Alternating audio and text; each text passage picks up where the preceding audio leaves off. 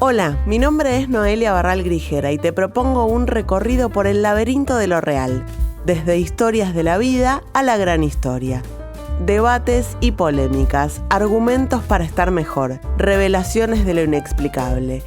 Todo esto cabe en No Ficción, el podcast de libros de Penguin Random House Grupo Editorial.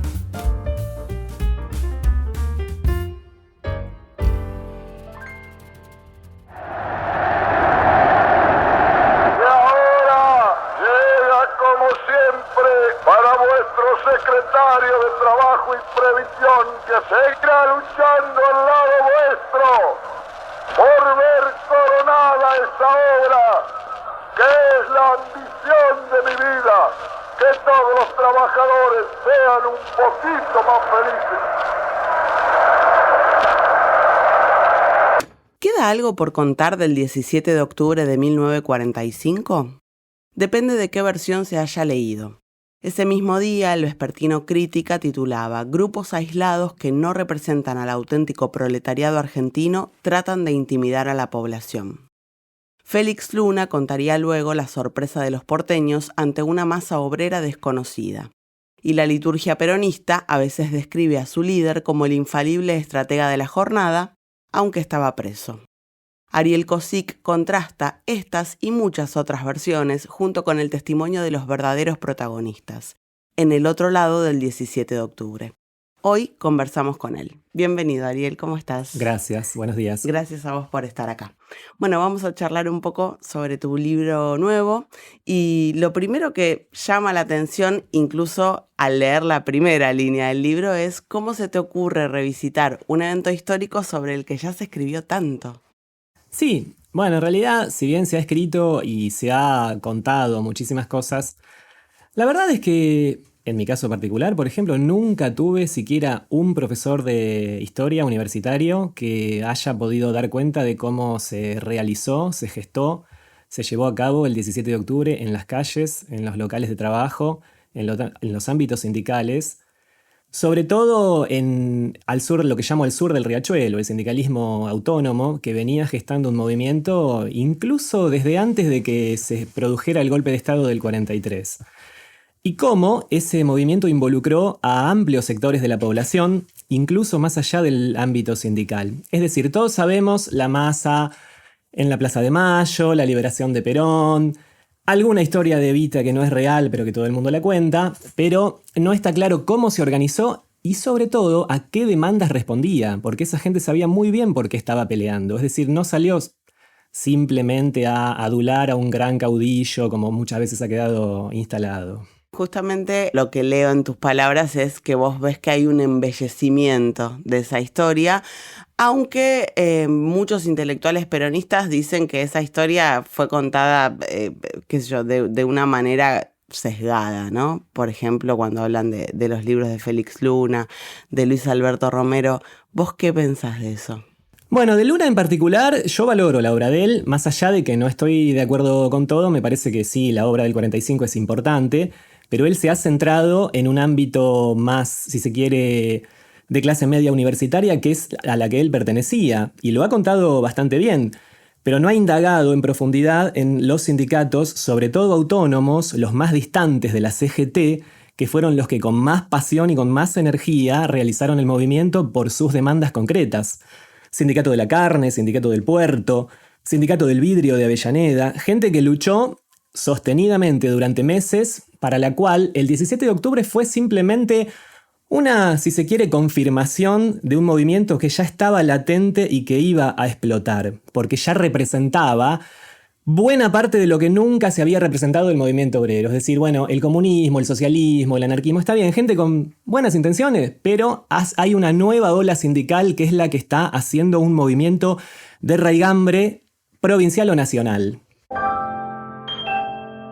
El 17 de octubre fue vivido como la epopeya civil y revolucionaria más hermosa de toda la historia política argentina, según la visión mítica de Cipriano Reyes, un temprano escritor del mito descamisado, que articuló con el cuerpo y la palabra. Esquivando balazos, alentó la leyenda del 17 con barro social e idealismo incorruptible. Parte de esa letra laborista fue censurada por Perón, pero también alimentó su mito. El Estado peronista se quedó con el 17 de octubre y encarceló a su creador. Uno de los protagonistas de tu libro es Cipriano Reyes, que pasó de organizar el 17 de octubre a ser separado después del movimiento por Perón un tiempo más tarde. ¿Nos puedes hacer una semblanza de Cipriano Reyes, que no es un personaje que esté tan presente en nuestra historia? Sí, eso tiene que ver con los sesgos que hay, en torno al peronismo. Y también, yo insisto mucho, cierta falta de coraje de los intelectuales de no indagar a personas que fueron imprescindibles, vitales para la realización del movimiento y que después fueron perseguidos o marginados por el propio Estado peronista. Es decir, ellos realizaron el 17 de octubre y fueron leales a las bases antes que al poder instalado. Cuando ese poder que se instaló defraudó demandas obreras, no vacilaron en denunciarlo y en seguir peleando por su gente. Eso les ha valido a muchos, no solo a Cipriano, cárcel y tortura. Si me pedís que te pinte una breve semblanza, era un gremialista que, siempre había estado muy comprometido con los sectores del trabajo, una trayectoria de vida más que interesante, alguien que venía del campo humilde, pero tenía una gran formación, un gran orador, un gran líder, y una figura fundamental para vincular, si se quiere, a los de abajo con el poder político en el 45. Así se hizo el 17 de octubre, así se formó el Partido Laborista que llevó a Perón al poder, pero que luego, el general Perón proscribió. Bueno, justamente Cipriano fue uno de los líderes del laborismo, primer nombre que tuvo el partido que llevó a Perón a la presidencia, y vos bien marcás, fue después proscripto. ¿Qué diferencias encontrás entre ese primer laborismo y lo que después conocimos como justicialismo o peronismo? Sí, es muy interesante la pregunta, porque en realidad, durante muchos años, si vos ibas a una cátedra de historia, el laborismo era una nota al pie. Nadie sabía muy bien qué había. Una instancia fugaz antes de la formación del partido que identificó a Perón. Es más, te puedo decir, hasta hace muy pocos meses he tenido cursos de historia donde hay profesores universitarios que creen que el primer nombre del partido fue algo así como... Primero fue Partido Laborista. Después fue Partido Único de la Revolución Nacional, cuando Perón ordenó marginar al laborismo. Y después fue Partido Peronista, pero esto tomó un proceso de recién a fines del 47 se termina de conformar el Partido Peronista. Grandes diferencias es la base democrática, es decir, para el laborismo las demandas obreras eran fundamentales, pero en un marco democrático, de no violencia y sobre todo muy opuesto a afirmar lo que después fue una suerte de Estado policial, donde la delación era algo organizado prácticamente en cada rincón de la sociedad. Perseguir a los sindicalistas que eran leales a las demandas que motivaron el 17 de octubre, para ellos era algo imposible de aceptar. Por eso confrontaron con el poder peronista, que fue ubicando en los sindicatos a interventores. Es decir, gente que no había sido votada por nadie, pero podía venir de cualquier lado, interventor del sindicato ferroviario. Y cuando alguien se animaba a hacer un reclamo gremial, no vacilaban en pasarle su nombre a la policía y lo que venía después. El autoritarismo y la represión fueron intensos durante el peronismo, por más que no se hable demasiado de esto. Y ahí es donde vos detectás la diferencia fundamental entre los dos partidos. Sí, porque el Partido Laborista no hubiera aceptado la entrega de compañeros a la Policía Federal. Era algo que era inadmisible. Iniciando los actos celebratorios de la memorable jornada del 17 de octubre de 1945, la Confederación General del Trabajo iza al tope del mástil, erigido en la histórica Plaza de Mayo, la bandera de la patria. Haces hincapié también, recién lo mencionabas, en el papel pasivo de la CGT durante los acontecimientos del 17 de octubre, cómo la sobrepasan las bases, los sindicatos autónomos. Es inevitable pensar en la CGT actual.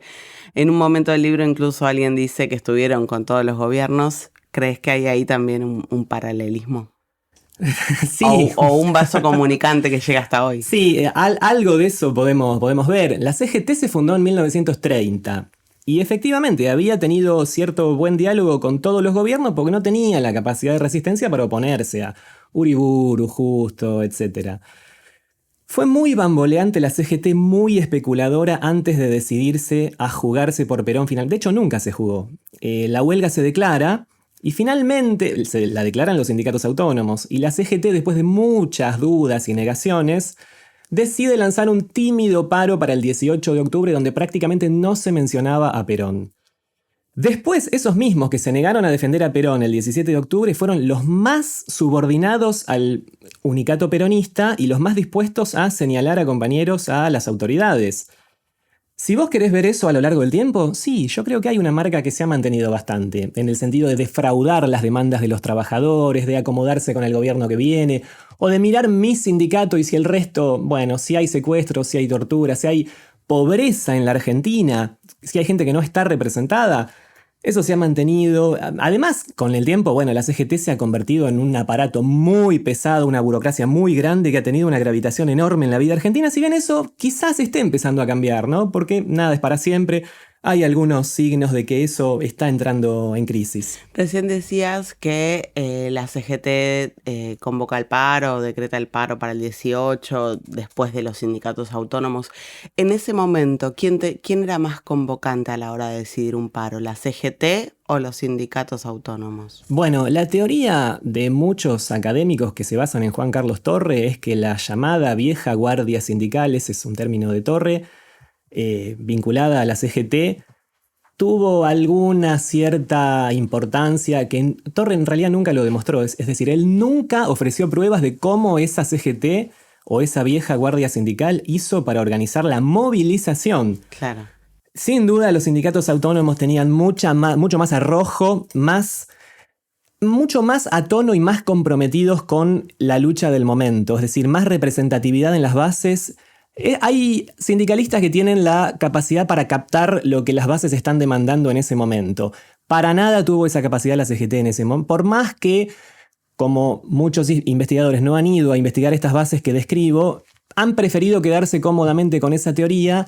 Hubo muchísimo por reconstruir de gente que hizo el movimiento desde abajo y que hizo posible la movilización pese a la negativa de la CGT. Claro. De hecho, muchos sindicatos que estaban adheridos a la CGT se venían desafiliando y corriendo de la cercanía de Perón. Claro. Buenos Aires, nearly 2 million members of the pro-Perón General Labor Confederation stage a mammoth rally designed to persuade Argentina's president and his blonde wife Evita, here arriving, to run this fall on a Perón ticket for the presidency. En el and vice libro presidency. todo el tiempo citas fuentes diversas, diarios internacionales que daban una imagen negativa de Perón desde el principio.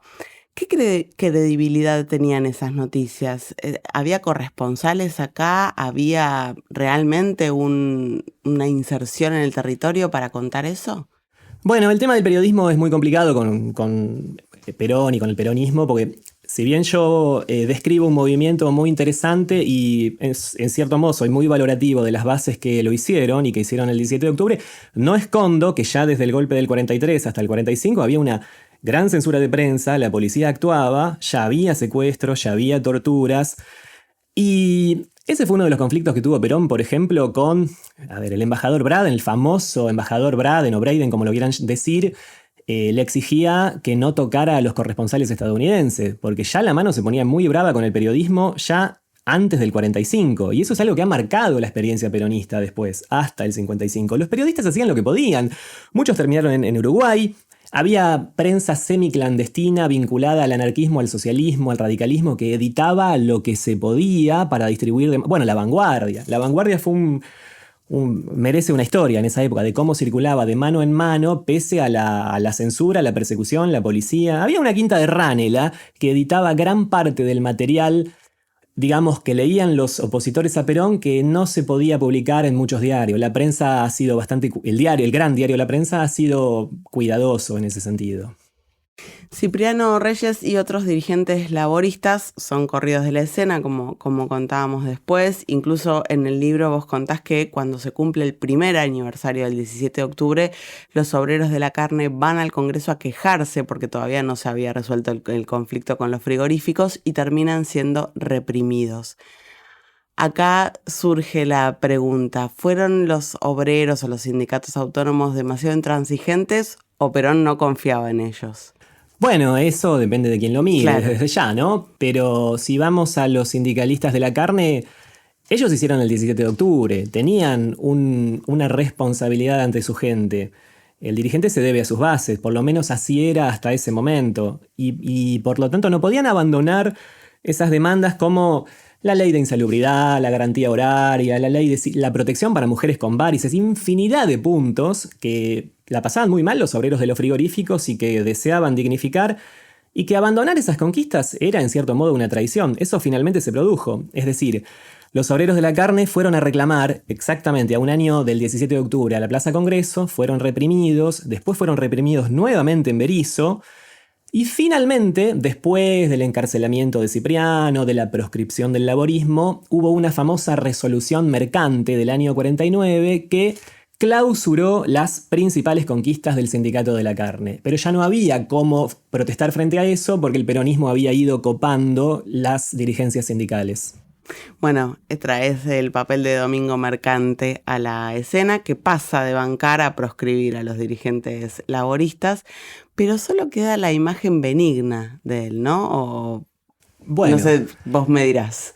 Lo que pasa es que Mercante sí es cierto, ha prevalecido una imagen bastante edulcorada por ahí, no sé. Sí, bueno, ha sido alguien que estuvo junto a Perón desde los primeros momentos y ha sido muy importante para el proyecto político de Perón y de Evita. Ahora bien, no nos olvidemos que él también terminó muy mal con Perón y con Evita. De hecho, bueno, vamos a la parte del laborismo. Él tuvo una buena relación con Cipriano Reyes y con el movimiento de la carne y laborista, pero cuando Perón decide la marginación del laborismo para formar el Partido Único, inmediatamente Mercante se subordina a Perón y empiezan el gran conflicto con Cipriano, con el gremio de la carne y demás. Ahora, en cierto modo la obsecuencia no paga, podríamos decir, porque después ese mismo castigo le llegó al propio Mercante. Mercante cayó en desgracia con Perón, terminó marginado, temía por su propia vida, y uno de los principales ministros del gobernador Mercante, el señor Pedro Pollo, fue torturado con picana eléctrica. Mucha gente no lo sabe. Uno de los principales ministros del gobernador Mercante, peronista, torturado por el propio Estado peronista. Héctor Cámpora, que hoy es rescatado por apoyar a las formaciones juveniles en el 73, en el libro también aparece como uno de los verdugos de los laboristas. ¿Lo definirías como un político de palacio? Cámpora en esa época era visto como un obsecuente, es decir, él mismo se definió a sí mismo de ese modo, de sus propias palabras. En fin, era una persona, para decirlo de buena manera, muy leal a Perón y hubiera hecho cualquier cosa que Perón le indicara, incluso cuando eso implicaba silenciar hechos aberrantes como la represión. Vos te referís a verdugo, sí, porque Cipriano lo denunció como alguien que iba con una junta del Partido Único citando a los militantes laboristas a las comisarías a pasarse de partido bajo presión de las autoridades. Hasta ahí llega, ¿no? Y después siempre estuvo del lado de Perón.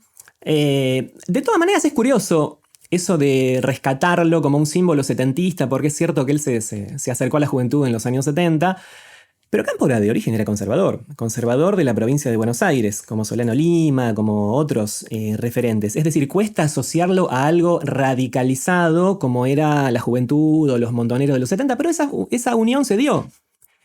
Finalmente tomaron su nombre. Y bueno, yo no sé si los que tomaron su nombre fueron a ver el origen de todo esto y demás, pero ha quedado de esa manera. El peronismo tiene una infinidad de posibles interpretaciones. ¿Y los dirigentes de Forja participaron del 17 de octubre? No, de hecho Jauretche ha contado, Arturo Jauretche, que eso lo tomó ese mismo día. Qué bueno que sucede todo esto, agarro la bandera y vamos, pero no tenía la menor idea de la gestación. Claro. De hecho, lo menciono ahí, Jauretche había dicho a sus allegados, bueno, si Perón se terminó, porque la sensación predominante era esa, Perón está detenido, la CGT no se juega en absoluto, ya está, no hay mucho más que hacer. Todos los políticos con gente inteligente, gente con experiencia política, Sabatini, Frondizi, creían que Perón estaba terminado. Jauretche pensaba lo mismo y dijo, bueno, si está terminado, vamos a hacerle un funeral de primera a Perón y llevemos al poder a Amadeo Sabatini. Eso Luna lo ha contado ya en el 45. Es decir que no se la veía venir tampoco. Fuerte desconexión con lo que estaba pasando en las bases, ¿no? Lo que pasa es que Forja podía llamarse a sí mismo como un nacionalismo popular, pero ¿eso qué significa popular? Ellos no estaban en contacto con el movimiento sindical obrero, pertenecían a otros núcleos. ¿Quedan sobrevivientes del 17 de octubre? Ya es muy difícil. Mira, hay gente que yo entrevisté hace más de 10 años, como Juan Clidas, el protagonista del tipo que por primera vez tocó lo que después fue el bombo peronista. Eso nació en el año 44. Las murgas del Sindicato de la Carne de Berisso para recibir a Perón. Clidas tocó el bombo el 17 de octubre del 45. Espectacular. Y la entrevisté hace más de 10 años. Obviamente ya no vive. Y eso pasó con muchos otros testigos, de Berisso, de Avellaneda. Habría que buscar, pero solo podría quedar alguien que haya sido muy joven. Claro. Joven. La hija de Cipriano, por ejemplo, sí. Alguien que era casi niña en esa época. Pero las personas que yo entrevisté eran veinteañeros en el 45. En ese momento. Porque había algunos cuantos que decían, el 17 de octubre lo hizo Evita, el 17 de octubre lo hizo fulano. Mentira. Pues yo lo pruebo en mi libro. Y por eso dice, yo hice el 17 de octubre, porque yo lo hice, porque yo organicé todo el movimiento de los frigoríficos. ¿Cómo terminó sus días Cipriano Reyes? Bueno, hay algo que contás en el libro que es interesante, que en el 83 vota Alfonsín. Sí, no fue el único. Vos sabés que Cipriano tenía, digamos, Cipriano era el gran caudillo de Berisso. Y más ampliamente también. Ahora, en Avellaneda había gente como Aníbal Villaflor, por ejemplo, que también votó a Alfonsín en el 83 y dijo, es que el peronismo, si lo conoces bien, no te da ganas de ser peronista. Eso dijo un descamisado del 45. Bueno, Cipriano, después de haber estado 7 años encarcelado por el peronismo, salió, reimpulsó el laborismo, pero ya su consigna sin odios ni rencores, su eslogan de unión nacional era muy poco atractivo para una nueva generación que buscaba lo contrario. Eran los años de que se venía la violencia armada, la confrontación, la resistencia peronista con un sesgo más radicalizado. Así que en cierto modo se fue diluyendo esa fuerza política, pero él siempre siguió acompañando causas populares, se ha dedicado mucho a la literatura, ha escrito, publicado libros, y siempre dijo, estoy rodeado de amigos peronistas, porque yo soy así, pero con la dirigencia no. Y un poco el final del libro que cuenta que él dijo que volvería a hacer un 17 de octubre, pero lo haría contra Menem en los 90. Claro. ¿Notás diferencias en la forma en la que se estudió el peronismo en la universidad a lo largo de los años? Es una de las primeras cosas que me decías cuando arrancábamos nuestra charla, pensando sobre todo en que hubo periodos de gobierno peronista, pero también hubo periodos de prescripción, dictaduras, el exilio de Perón. Sí, lo que pasó cuando fue Perón derrocado es que había mucha evidencia de crímenes, de represiones muy fuertes que había habido durante el peronismo. Pero después vino unas nuevas represiones de la contra, y eso revitalizó en cierto modo al peronismo. Una nueva generación, muchos de ellos hijos de gorilas, vieron algo atractivo en el peronismo o en ser rebelde contra sus padres o como lo quieras llamar, y comenzaron a insertarse ahí, de manera que el peronismo, que antes implicaba cierta obsecuencia hacia las autoridades, pasó a convertirse en una forma de rebeldía antisistema. Se vinculó a la izquierda nacional, a otros sectores. Y surge ahí la visión edulcorada. En los años 60, una universidad muy brillante en la Argentina, y fueron en muchos casos universitarios los que revitalizaron al peronismo con esa versión edulcorada que ya en los años 70 una investigadora estadounidense decía, no, pero vine a investigar el mito de Evita y descubro que en realidad en las villas, la gente más pobre no vive apasionadamente todo esto, y los verdaderos debates apasionados están en la juventud de clase media. Es ahí donde se teje y se reelabora una y otra vez el mito sobre el peronismo. Después ha cambiado mucho con los años, pero de nuestros tiempos, postdictadura, democracia y demás, lo que te puedo decir es que hay corrientes ideológicas o corrientes de opinión predominantes que determinan mucho lo que puede investigarse y lo que no. Y no muchos intelectuales tienen coraje para salir de eso. Entonces, durante muchos años nadie supo quién era Cipriano Reyes, o qué era el secuestro y la tortura en tiempos de Perón y Evita, o qué era la pobreza en tiempos de Perón y Evita, porque los laboristas protestaban, no porque por un capricho. Yo describo la existencia de villas miseria en tiempos de Perón y de Evita, donde nunca llegó la benevolencia del Estado peronista o de la Fundación. De eso no hay investigación prácticamente. ¿Y pudiste encontrar la punta del ovillo de cómo se fue generando el mito en los jóvenes de clase media que estudiaban el peronismo? Eso es más un estudio para los 60 y los 70. Y lo que vos ves en la gente que la vivió... Bueno, yo trabajé con Hugo Gambini, que escribí los primeros libros, que él tenía en eso una especie de doctorado, de ver generaciones que han estudiado el peronismo de distintas maneras. Él decía, había gente que fue antiperonista y que con el tiempo se convirtió al peronismo. Le pareció una opción nacional y popular, a pesar de los viejos errores, demás. Hay gente que venía de familia rica y terminó muriendo en Montoneros, en nombre del peronismo, y eran hijos de familias antiperonistas. Es bastante curioso lo que ha ido pasando, pero yo creo que ahí la clave está en la juventud bien alimentada, de clase media, con acceso a cierta holgura, podemos decir, de los años 60 y 70, que quizás cansada de esa vida burguesa, si se quiere, o con un legítimo deseo de rebeldía que todos podemos tener, descubrió en el peronismo una forma de rebelión antisistema sin interesarse demasiado por lo que había sido originalmente en los hechos. Muchísimas gracias, Ariel, por venir hoy. No, muchísimas gracias a vos. Gracias. Para mí también.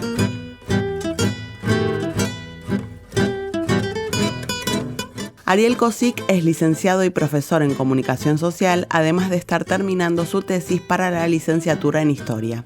Escribió 2 libros junto al fallecido periodista Hugo Gambini: Las traiciones de Perón y Crímenes y mentiras, las prácticas oscuras de Perón.